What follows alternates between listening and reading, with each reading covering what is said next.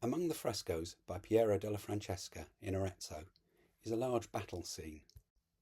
It's very crowded, with soldiers and horses and weapons and flags everywhere. Towards the right, the artist has painted a soldier stabbing another in the neck. It's a violent act, but it doesn't look violent. It's a detail that has puzzled and intrigued many viewers. Describing the scene, Philip Guston said, and I quote, "One of the great things about it is that he's killing this other man as if he's picking a piece of grass in the earth or lifting up a button. I mean, the greatness of it is, it always gives me the feeling that man will always do that. Like it's an eternal man, eternally stabbing another man, a timeless stabbing." End quote. Now, Guston was not a fan of stabbing. It's not the act that interested him, but the way Piero depicted the stabbing. A momentary incident is transformed through painting into something timeless. There is time, we are shown something happening, and there is also timelessness. The action will never be accomplished. The stabbing loosens its connection to narrative and becomes a condition of the men's identity, an attribute of their relation to one another.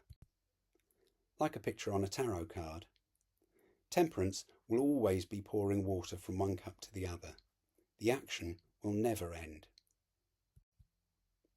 Time runs differently in art from the way it does in ordinary life. It's difficult to look at a picture of a man being stabbed without thinking of before and after. The killing happens in time. However, there is no before and after for this particular act. There is only what can be seen in the painting. There's nothing on either side. In other words, the painting operates both within time and outside of it, and this is an essential aspect of its condition. A painting is not a film still, although both are motionless. A film still is a fragment of a much larger continuity.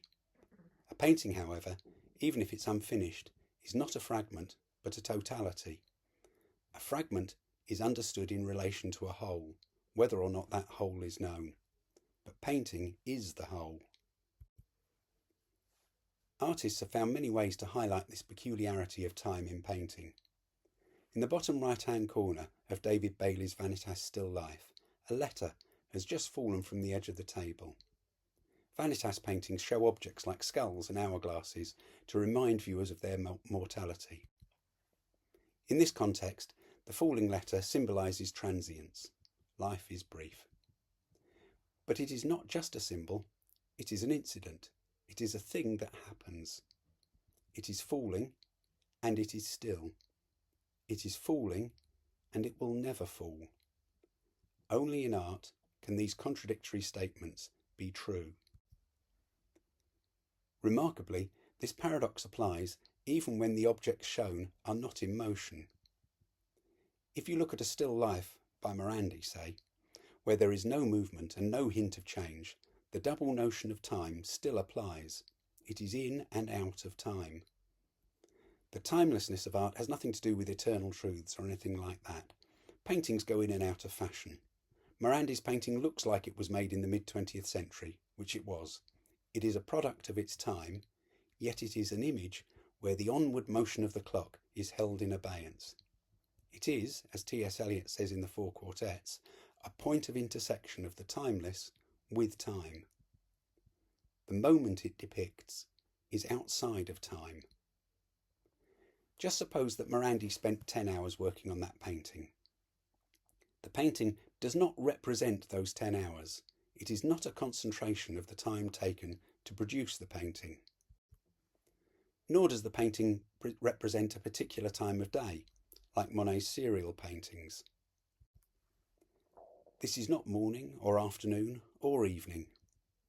The moment of the painting is not measured in minutes or hours and cannot be found on a calendar. It is unique to the painting. The time of Morandi's still life exists nowhere else in the universe except in Morandi's painting.